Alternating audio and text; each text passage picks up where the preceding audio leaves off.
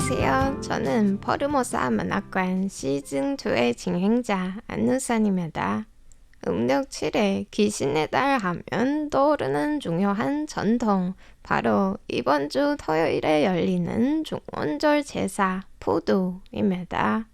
이날은 인간 세계로 찾아오는 귀신들을 위해 차려진 큰 잔치인데요.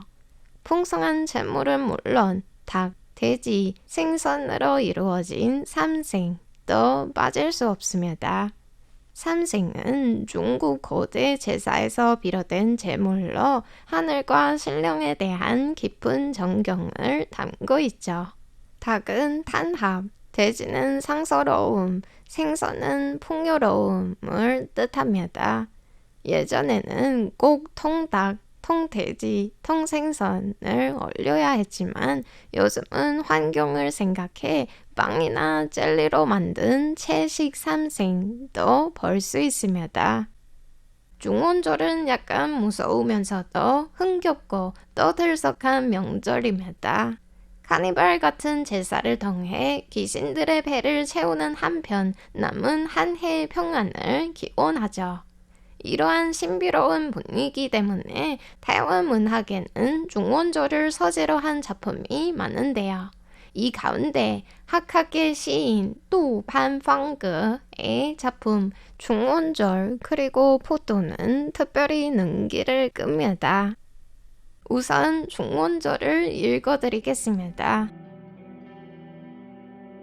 너는 소란한 무리 속에서 분위기에 취해 즐거움을 쫓고 나는 점점 마음이 더 또렷해진다.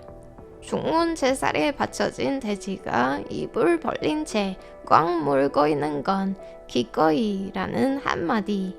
언제나 그 기꺼이를 물게 하는 이는 너 아니면 나. 이어서는 푸두입니다. 귀신의 절기가 찾아왔다. 큰 돼지들이 배석에 커다란 얼음을 안고 머리는 제사상 앞으로 가지런히 놓였다. 그러나 그들의 입에는 기꺼이가 없다.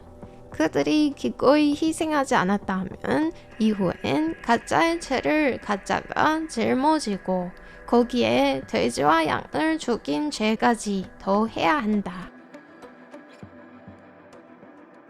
이 도시에서 돼지는 단순한 재물이 아닙니다. 억울하게 목숨을 잃고 제사상에 올려진 전제로 그려지죠. 그리고 돼지 입에 물린 기꺼이는 원래 행운과 기꺼이 원하는 마음을 상징하는 귤인데요.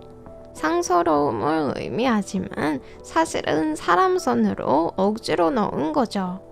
작품에서 이 귤을 넣은 사람은 타인의 고통에 무심한 너일 수도 있고 자기 주장을 지키다 사회에서 밀려난 나일 수도 있습니다. 세상에서 어떤 돼지가 인류를 위해 스스로 희생하겠다고 나섰겠어요.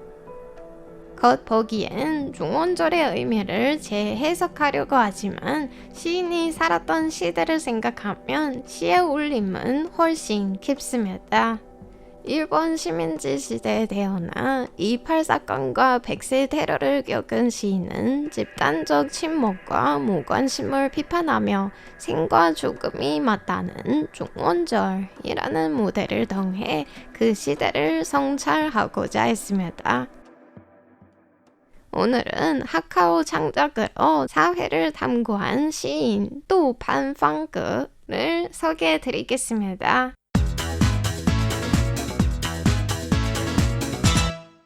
杜潘方格는台湾문단에서 언어를 뛰어넘은 세대의 한 명입니다.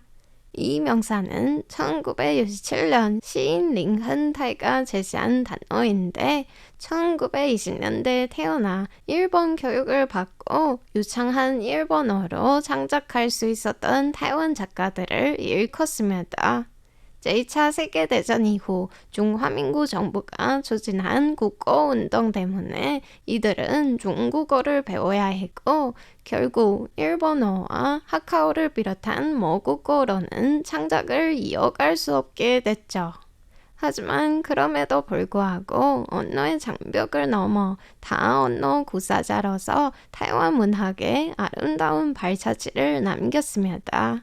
오늘의 주인공 또 반팡그 역시 하카오, 일본어, 중국어, 영어까지 구사할 수 있고 특히 1987년 타이완 민주화 이후에는 하카오 창작에 전념했습니다. 그는 시를 이렇게 정리했습니다. 시란 시인이 대자연의 법칙과 현실 문제 앞에서 자신의 감각과 지식을 언어로 형상화하는 매체다.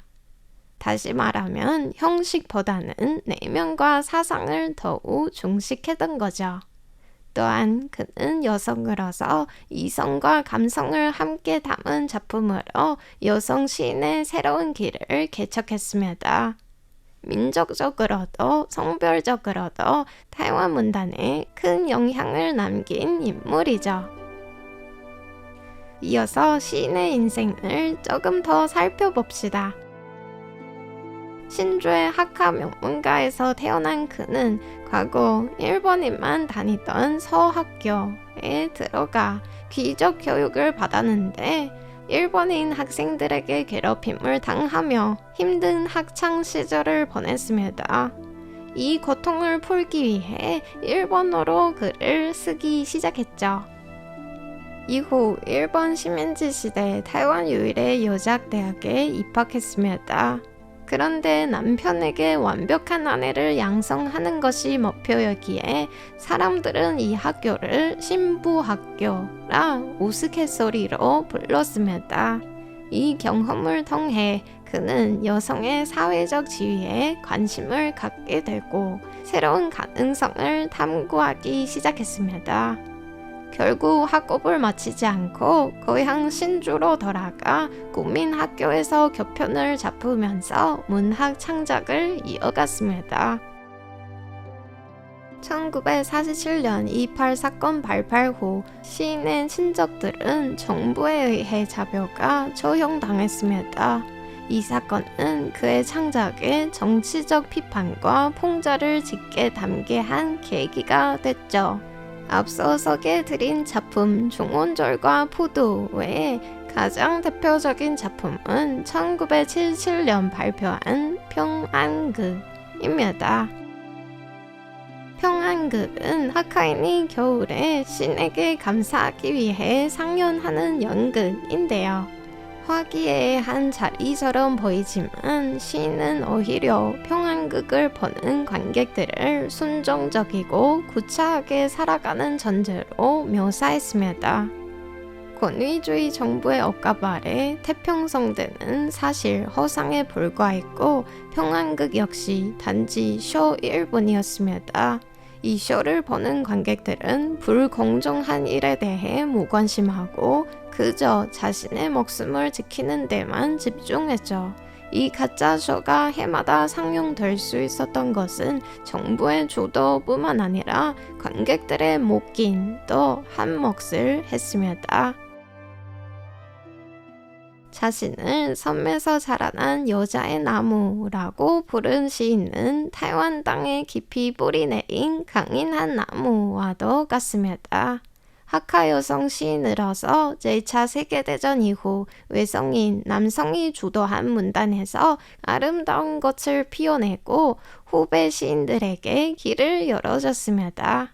언어의 장벽은 오히려 그의 무기가 되어 타이완 문학의 소중한 선물로 남겼습니다. 엔딩곡으로 시인과 같이 신주 신푸 출신의 하카인 가수 쩐야준의 전제를 띄워드리며 마치도록 하겠습니다. 오늘 포르모사 문학관과 함께 해주셔서 감사합니다. 이상으로 RTI 한국어 방송의 안우산이었습니다.